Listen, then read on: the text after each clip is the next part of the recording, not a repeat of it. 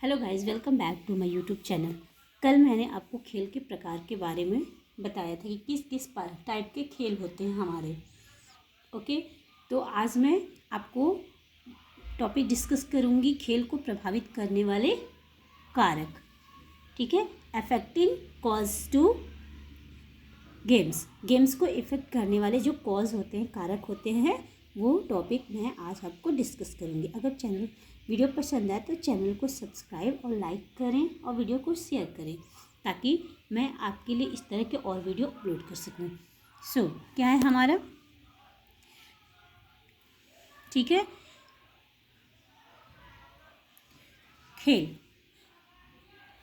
बच्चे किस प्रकार के खेल खेलते हैं, कैसे खेल सामग्री का उपयोग करते हैं और उन खेल की विषय वस्तु और वे कितना समय खेल में व्यतीत करते हैं, ये सब कारक से प्रभावित होते हैं। ये सारे कई कारक हैं जो खेल को प्रभावित करते हैं कि बच्चे किस प्रकार के खेल चुन रहे हैं, सामग्री क्या होती है, उनकी विषय वस्तु क्या होती है, कितने समय तक वो खेल में अपना समय व्यतीत करते हैं। ये सारे कारक खेल को प्रभावित करते हैं। तो सबसे पहला हमारा कारक है आयु। ओके, एज है जो खेल को प्रभावित करता है। डिफरेंट एज के बच्चे डिफरेंट टाइप के खेल का चुनाव करेंगे, उनकी विषय वस्तु भी डिफरेंट होगी, खेलने का ढंग तरीका भी अलग होगा। तो वही है, बच्चे किस प्रकार के खेल चुनते हैं या उनकी उम्र से प्रभावित होता है। 6 महीने का जो बालक है, शिशु है, वे अपने आसपास पड़ी वस्तुओं को उठाएगा और उनका निरीक्षण करेगा और वही उसके लिए खेल हो जाएगा। एक छोटा सा बच्चा है जो कि 6 महीने का है, तो उसके आसपास जो भी वस्तु पड़ी रहेगी वो उसे उठाएगा, फिर उसको क्या करेगा, निरीक्षण करेगा, ऑब्जर्वेशन करेगा उसका, और वही उसका खेल हो गया। और जो 4 वर्ष का बालक है वो 3 पहिया साइकिल चलाएगा और रेत से वस्तुएं बनाना आनंददायक लगेगा। तो दोनों के ही खेल में डिफरेंस है, ठीक है। और 8 वर्ष का जो बालक है वो 2 पहिया साइकिल चलाएगा, पेड़ों पर चढ़ेगा, बाकी सारे चीज़ खेलना पसंद करेगा। बच्चों द्वारा खेल क्रिया का चुनाव उनके कौशलों और योग्यताओं से निर्धारित होता है। जो भी बच्चे होते हैं उनके खेल के जो प्रकार होते हैं उनके कौशल और योग्यता के अनुसार ही निर्धारित होता है, ठीक है। अब जब है 4 वर्ष और 8 वर्ष के बालक ने चुने, वे उनके शारीरिक कौशलों से प्रभावित थे। जो 8 वर्ष का बच्चा है, 4 वर्ष का बच्चा, वो खेल जो चुनेगा वो उनके शारीरिक जो उनके कौशल हैं उससे वो प्रभावित होगा। जैसे जैसे बच्चे बड़े होते हैं उनकी सामाजिक क्षमताओं में भी वृद्धि होती है, जिससे उनकी परस्पर अंतःक्रिया में गुणात्मक बदलाव आता है। और जैसे बच्चे बड़े हो जाते हैं उनकी जो सामाजिक क्षमता होती है उसमें वृद्धि होती है, उसके कारण उनकी जो अंतःक्रिया है उसमें गुणात्मक यानी कि क्वालिटेटिव परिवर्तन होता है, ठीक है। अब जिन खेलों में आपसी सहयोग, टीम में खेलना और नियमों का पालन करना आवश्यक है, वे खेल 3 वर्षीय बालक की विषय वस्तु सामर्थ्य से बाहर है, परंतु 8 वर्ष बालक के लिए ऐसा खेलना संभव है, ठीक है। जिस खेल में नियम को मानना पड़ता है, ठीक है, और खेल में टीम बनाना पड़ता है, तो अगर 3 वर्ष के बच्चे को ऐसा खेल खेलने के लिए कहा जाए तो उसके समर्थ के बाहर है, लेकिन 8 वर्ष का बच्चा ऐसा खेल खेल सकता है, ठीक है। 6 वर्ष का बालक और 3 वर्ष का बालक अगर गुड़िया से खेलेंगे तो उनके दोनों ही बच्चों के खेल का जो वे है वो उसमें डिफरेंस होगा। 6 वर्ष का बालक जो बालिका होगी वो खेल को विस्तृत रूप से आयोजन करेगी, गुड़िया को स्कूल के लिए तैयार करेगी, पढ़ाएगी, प्रगति के बारे में माता पिता से चर्चा करेगी, उसके खेलने के लिए बाहर भी ले जाएगी। लेकिन जो 3 वर्ष की बालिका है वो गुड़िया से खेल इससे कहीं सरल होगा, ठीक है। एक विशेष खेल क्रिया में बालिका कितना समय व्यतीत करती है उसकी उम्र से निर्धारित होता है। जैसे कि आप जानते हैं कि बालक जितने छोटे होंगे उतने ही कम अवधि तक वह खेल क्रिया में ध्यान लगा पाएंगे, इस कारण उनकी क्रियाओं में बार बार बदलाव आता है। नेक्स्ट वन हमारा क्या है कि और जो खेल होते हैं उसमें व्यक्तिगत भिन्नता और अभिरुचियाँ भी महत्वपूर्ण है, ठीक है। जो भी बच्चे खेल खेलते हैं वो उनमें इंडिविजुअल डिफरेंसेस होते हैं और उनकी अभिरुचि भी डिफरेंस होती है। जैसे कि एक 5 वर्ष का जो बालक होगा वो अपनी उम्र के बच्चों की उपेक्षा सामूहिक खेल में कम समय व्यतीत करेगा। अब क्या है, आयु, हमारा जो लिंग होता है, ठीक है, वो भी जो हमारा गेम है, खेल है, उसको प्रभावित करने वाला एक कारक होता है, ठीक है। जो ऐसे कुछ खेल होते हैं जो कि कुछ केवल लड़के खेलते हैं और ऐसे कुछ खेल होते हैं जो लड़कियां खेलती हैं। ठीक है। लड़कों और लड़कियों के खेलों में अभिरुचि जन्म से ही अलग अलग प्रकार की होती है। बाय बर्थ ही उनके खेलने का जो अभिरुचि है, प्रकार है, वो अलग अलग प्रकार की होती है। लड़कों और लड़कियों के खेल भिन्न क्यों होते हैं? शारीरिक क्रियाकलाप, खेल की सामग्री और खेल के लिए प्रयुक्त खिलौने व खेल विषय, ये कुछ तत्व हैं। उनके खेल क्यों होते हैं? उनके शरीर की क्रियात्मक शक्ति, खेल के विषय वस्तु और खेल के प्रयुक्त खिलौने और खेल के विषय भी भिन्न होते हैं, जिसके कारण लड़के और लड़कियों के खेल में भिन्नता पाई जाती है। ठीक है।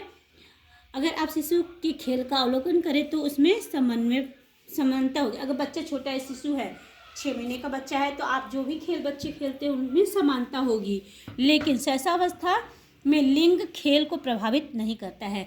बच्चे जब छोटे होते हैं तो उनका जो खेल होता है उसमें लिंग का कोई इफेक्ट नहीं, रोल नहीं होता है। उनका खेल अपने आसपास की वस्तुओं की खोजबीन से ही संबंधित होता है। पर जैसे जैसे बच्चे बड़े होते हैं तो लड़के और लड़कियों की रुचियाँ भिन्न होने लगती हैं और ये भिन्नता उम्र के साथ बढ़ती जाती है। लड़कियाँ अपनी माँ के कपड़े पहनना, गुड़िया से खेलना, खाना बनाने का नाटक करना, सिलाई करना आदि खेलते हैं, जबकि लड़के अपने पिता के कपड़े पहनना, कुर्सी पर बैठकर अखबार पढ़ना का नाटक करते हैं, बैलगाड़ी चलाना, खेत जोतना और बंदूकों से खेलते हैं। कई अध्ययनों में भी ज्ञान हुआ है कि लड़के लड़कियों के खेल की तुलना की गई है। उनसे पता चला है कि लड़कियों की अपेक्षा लड़कों के खेल में क्या होता है, मारपीट के घटक अधिक होते हैं। जो लड़के होते हैं उनके जो खेल होते हैं उसमें मारपीट का जो भी सीन होता है, घटक होता है, वो ज़्यादा होता है। और लड़कियों की अपेक्षा अधिक प्रतियोगी भावना, और उन लड़कों में लड़कियों की अपेक्षा अधिक प्रतियोगी भावना भी होती है। लड़कियां लड़कों की अपेक्षा खेल में अधिक सहयोग दिखाती हैं। जो लड़कियां होती हैं लड़कों की अपेक्षा गेम्स में अधिक सहयोग दिखाती हैं। लड़के ओजस्वी खेल अधिक खेलते हैं जिसमें शारीरिक ऊर्जा की ज़्यादा ज़रूरत होती है। ठीक है। इस कारण एक कारण लड़कों और लड़कियों की जो शारीरिक भिन्नता भी हो सकता है कि बच्चे ऐसा खेल करते हैं। एक बच्चा कितनी शारीरिक क्रिया कर सकता है या उसकी शरीर की वृत्ति से प्रभावित होता है। इस प्रकार असर बच्चों के खेल चयन पर भी पड़ता है। इसी कारण लड़के अधिक सक्रिय खेल चुनते हैं, परंतु अधिकांश बच्चे खेल अभिरुचियों के कारण शरीर वृत्ति न होकर सामाजिक उपेक्षाएं और रूढ़ियाँ भी होती हैं। बच्चों से लोगों की उपेक्षा उनके लिंग द्वारा प्रभावित होती है। इस प्रकार उनके खेल का चयन भी प्रभावित होता है। ठीक है। अब जैसे बोल जाता है बच्चों, लड़के को बोला जाता है कि नहीं तुम्हें लड़की गुड़िया से नहीं खेलना, ये तो लड़कियों के खिलौने हैं, और लड़कियों को हमेशा गुड़िया ही ला के दिया जाता है और लड़कों को गाड़ी दिया जाता है। तो हमारी जो सामाजिक क्या है रूढ़ियाँ हैं और क्या क्या बोल रहे हमारी सामाजिक जो उपेक्षाएँ और रूढ़ियाँ हैं वो भी हम बच्चों के गेम्स को प्रभावित करती हैं। और घर पर दैनिक कार्यों में लड़कियां छोटे भाई बहन की देखभाल और घर के काम में मदद करने जाती हैं। इसलिए खेलों में भी यह स्थितियां झलकती हैं कि जो पिता है, लड़के हैं, वो पिता की मदद करेंगे, बाहर का काम करेंगे, और ऐसी स्थितियों में उनके खेल में भी झलक दिखाई देता है। ठीक है। और लड़कियों को बोला जाता है कि आप घर का काम करोगी। माता पिता भिन्न खेल साधन देकर भी लड़के लड़कियों में की अभिरुचियों को प्रोत्साहित करते हैं। लड़कियों को गुड़िया, बर्तन, अन्य इसी प्रकार के खिलौने दिए जाते हैं। लड़कों को बंदूक और कारों जैसे खिलौने दिए जाते हैं। ठीक है। अब हमारा नेक्स्ट कारक क्या है, वो संस्कृति, कल्चर। ये भी हमारे जो गेम से बच्चों के खेल हैं उसको प्रभावित करने वाला एक कारक है। ठीक है। संस्कृति जीवन शैली पर असर डालती है। जो भी हमारी संस्कृति, वो जो हमारा जीवन शैली है उस पर क्या करती है, प्रभाव डालती है, असर डालती है। शिशु पालन की परंपराएं भी संस्कृति से प्रभावित होती हैं। इन्हीं कुछ परंपराओं की हम चर्चा करेंगे। अब हम इस प्रकार की कुछ परंपराओं के बारे में पढ़ते हैं। हमारे देश के कई भागों में शिशुओं के तेल से मालिश करना एक पुरानी प्रथा है। माँ और बच्चे दोनों के लिए यह क्रिया बहुत ही सुखद होती है। इस गतिविधि के दौरान माँ आमतौर पर गाना गुनगुनाती है और बच्चे के साथ बात करती है और खेलती है। भारत के सभी भागों में इस प्रकार के कई माँ और शिशु के खेल हैं। शिशु का यह अनुभव एक अन्य संस्कृति जहाँ ऐसी अंतःक्रिया नहीं होती में रहने वाले शिशु की तुलना में बिल्कुल ही भिन्न होगी। ठीक है। बच्चों के व्यस्क जीवन के बारे में कल्पना उनके खेलों में झलकती है। जो भी बच्चे हैं, जो भी उन व्यस्क जीवन में यानी कि व्यस्क होंगे तो वो उन जैसा उनका जीवन होगा उनके खेलों में वो चीज़ झलकता है। व्यस्क होने पर वे जो बनना चाहते हैं उनकी सामाजिक भूमिका की झलक अक्सर उनके खेलों में मिलती है। ये भूमिकाएं संस्कृति द्वारा निर्धारित होती हैं। खेल उनके समाज के पारंपरिक त्योहारों और रीतियों को भी प्रभावित करता है। सभी संस्कृतियों में खिलौने की समृद्ध परंपरा होती है। ठीक है, जब सिंधु घाटी जैसी प्राचीन सभ्यता की खुदाई की गई तो वहाँ भी खिलौने पाए गए। अध्ययनों से यह ज्ञात होता है कि हमारे देश में भिन्न भिन्न प्रदेशों में खेल सामग्री की परस्पर भिन्नता है। ठीक है, जैसे उड़ीसा में मुखौटे और कठपुतलियाँ मशहूर हैं। लड़की के खिलौने कर्नाटक के चन्नपट्टा और आंध्र प्रदेश के कोंडापल्ली में बनते हैं। इसी प्रकार महाराष्ट्र में लोक परंपरा और खिलौने अधिक आधुनिक खिलौने हैं। ठीक है, और त्रिपुरा में व्यवसायिक क्रिया में खेल का जो है व्यावसायिक खिलौने बहुत कम होते हैं। तो इस प्रकार खिलौनों का व्यावसायिक रूप से बनाए गए खिलौनों के समान शैक्षिक महत्व भी होता है। अब ये नहीं कि कोई खिलौना बना दिया गया बस बेचने के लिए, ऐसा नहीं है। खिलौनों का व्यावसायिक रूप होने के साथ साथ उनका शैक्षणिक महत्व भी होता है। नेक्स्ट हमारा क्या है जो कारक प्रभावित करता है खेल को? सामाजिक वर्ग। ठीक है, तो ये जो सामाजिक वर्ग है हमारा, ये भी हमारे बच्चों के खेल को प्रभावित करता है। ठीक है, तो सामाजिक वर्ग में क्या है हमारा? हाँ जी,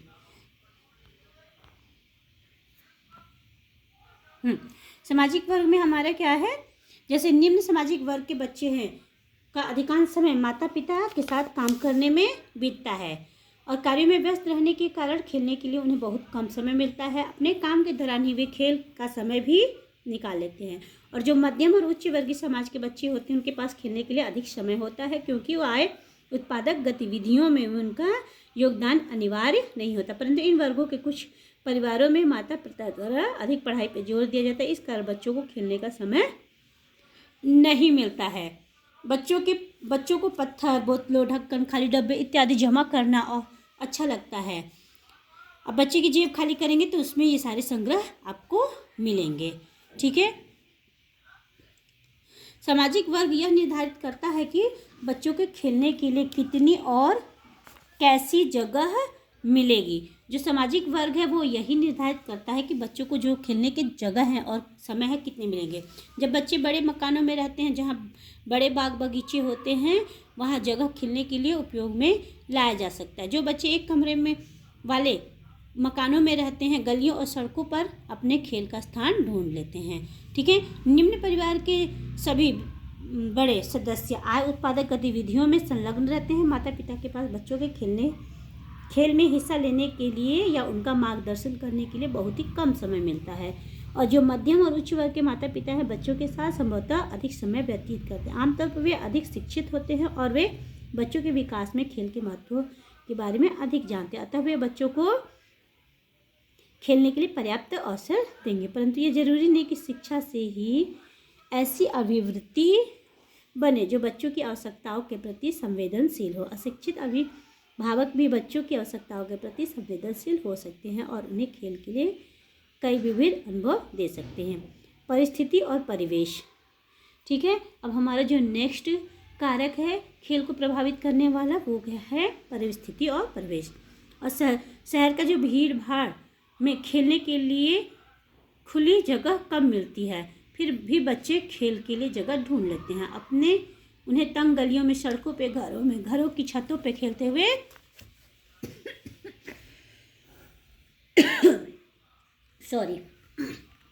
देखा होगा।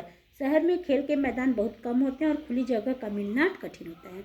यहाँ नदियों और तालाबों में खेलने के, पेड़ पे चढ़ने के और रेत पर खेतों में बढ़ते हुए पौधों को देखने का भी अवसर कम मिलता है। ग्रामीण और जनजातीय क्षेत्रों में खेल के लिए खुली जगह अधिक मिलती है और बच्चे प्रकृति के अधिक समीप होते हैं। तो इस प्रकार जो परिस्थिति और परिवेश है वो भी हमारे बच्चों के जो खेल होते हैं उसको प्रभावित करता है। नेक्स्ट क्या? जनसंपर्क माध्यम। ठीक है, ये भी खेल को हमारे प्रभावित करता है। मुद्रित जनसंपर्क माध्यम जैसे कि पत्र, पत्रिकाएं, किताबें, श्रव्य दृश्य माध्यम जैसे कि रेडियो और टेलीविज़न बच्चों के खेल पर अत्यधिक प्रभाव पड़ता है। बच्चों के लिए टेलीविज़न पर भिन्न कार्यक्रम प्रसारित होते हैं। बच्चे पढ़ी हुई कहानियों का उत्सुकता से अभिनय करते हैं। ठीक है, रेडियो पर सुनी धुन गाते हैं, उल्लास से टेलीविज़न के कार्यक्रम को देख पात्रों की नकल करते हैं। जनसंपर्क माध्यम अक्सर समाज की रूढ़िवादी धारणाओं का समर्थन करते हैं और ये धारणाएं बच्चों के खेल में झलकती हैं। जनसंपर्क माध्यम दुनिया को बच्चों के करीब लाते हैं और उनकी जानकारी को बढ़ाते हैं। जनसंपर्क माध्यम से मिलने वाली जो जानकारी यदि किसी वयस्क के निर्देशन में प्राप्त हो तो बहुत ही लाभदायक होती है। ठीक है, और जो कार्यक्रम होते हैं वो आमतौर पर बच्चों ये कार्यक्रम उन्हें खोज का मौका न देकर केवल बताते हैं कि उन्हें क्या जानना चाहिए। इसी कारण दृश्य श्रव्य माध्यम से वस्तु का निर्देशन आवश्यक हो जाता है। बच्चे कार्यक्रम तो देख रहे हैं लेकिन क्या होता है, उन्हें कार्यक्रम खोज का मौका नहीं देकर केवल बताते हैं, चीज़ें दिखाते हैं और बताते हैं। ठीक है, अगर बच्चे सक्रिय होकर, किताब का एक ऐसा माध्यम है जिसके स्वयं पढ़कर ही कुछ पता लग सकता है। इस प्रकार की सीखने की प्रक्रिया में बच्चों की सक्रिय भूमिका। अब जैसे किताब है, बच्चे खुद पढ़ते हैं तो उनको सीखने का मौका मिलता है। तो जो इस प्रकार के साधन है, जनसंपर्क साधन, वो बच्चों में खोजबीन और जिज्ञासा को बढ़ावा देते हैं। और जो टेलीविज़न और दूसरे कार्यक्रम हो उसको अधिकतर बैठ कर ही सुने और देखे जाते हैं, तो उनको बच्चों को उससे कोई खोजबीन करने का मौका नहीं मिलता है, बस वो दर्शक रहते हैं। लेकिन अगर उन्हें वयस्क निर्देश दें, उसकी छुपी हुई चीज़ों को बताएं तो उन्हें ज़्यादा लाभ मिलेगा। अनुभवों का स्तर। ठीक है, अनुभव का क्या स्तर होता है। अभी आप तक पढ़ा कि किस प्रकार बच्चों की उम्र, लिंग, परिस्थिति, संस्कृति, परिवार को उपलब्ध साधन और जनसंचार माध्यम, उनके खेल के विषय, उनके लिए उपलब्ध समय तथा प्रयुक्त खेल सामग्री को प्रभावित करता है। परिवार और पड़ोस बच्चों को जो अनुभव देते हैं वे भी महत्वपूर्ण ढंग से खेल के स्तर को प्रभावित करते हैं। अब जैसे बच्चे का परिवार है या पास पड़ोस है, जो बच्चे को अनुभव देता है वो भी उनके खेल के ढंग के स्तर को बहुत ज़्यादा प्रभावित करता है। अब एक निम्न सामाजिक परिवार में माता पिता सुबह के काम के लिए निकल जाते हैं और शाम को घर आते हैं। काम पर जाने से पूर्व माँ शिशु की मालिश करती है और उस समय उससे खेलती है और बातचीत करती है। शाम को जब माता पिता दोनों वापस आ जाते हैं तब बच्ची के साथ खेलते हैं और माँ का घर का काम करती है। अब दूसरी स्थिति में है एक शिक्षित माँ जो अमीर परिवार की है और अपनी बच्ची को अधिकतर पालने में ही खेलने के लिए पास में लिटाए रखती है। बच्ची की वह शारीरिक देखभाल की ओर उसका ध्यान होता है और उससे बहुत कम खेलती है। इन दोनों स्थितियों में यह संभव है कि जो पहले परिवार की बालिका का बचपन अधिक अच्छा बीतेगा, क्योंकि उसे सीखने के कई मौके मिलते हैं और वह सुरक्षित महसूस करती है। जो अभिभावक और पालनकर्ता खेल का महत्व समझते हैं वो बच्चों को ऐसे वातावरण दे सकते हैं जिससे खेल को बढ़ावा मिले, चाहे उनका सामाजिक वर्ग, स्थिति, स्तर या परिवार कुछ भी क्यों ना हो। Thank you.